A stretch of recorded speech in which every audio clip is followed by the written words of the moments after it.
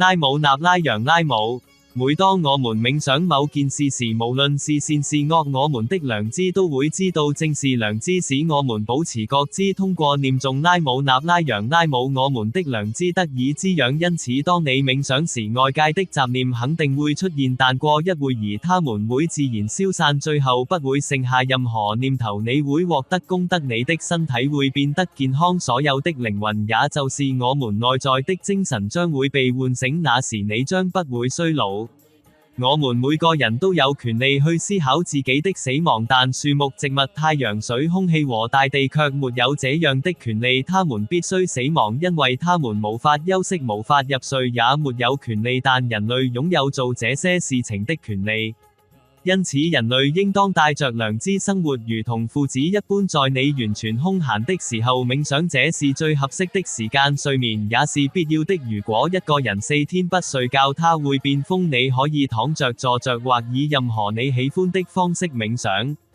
實際上沒有人真正地在行動。人類砍伐樹木和植物來建造房屋，那麼這些樹木和植物將何去何從？因此我們應當尊重自然。如果要害怕，就應害怕自然和我們自己的良知。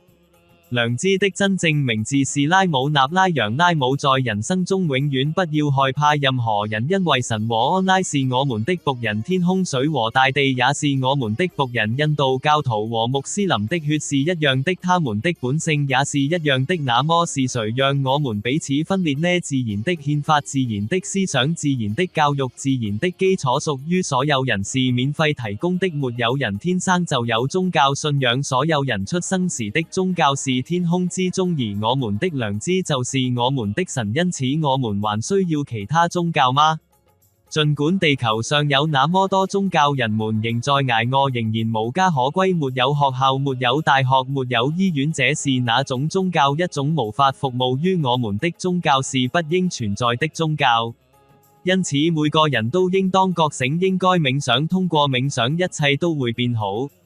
我們都知道自然與我們之間沒有差別。如果自然存在，我們也存在。天空和自然中的一切都蘊藏在我們身體之中。如果我們移除自然，那麼宗教、眾生或意識形態都將無法存活。如今地球上的一切都是自然的饋贈，我們應當永遠敬拜自然，銘記自然，感激天空賜予我們生命和所有物質的舒適。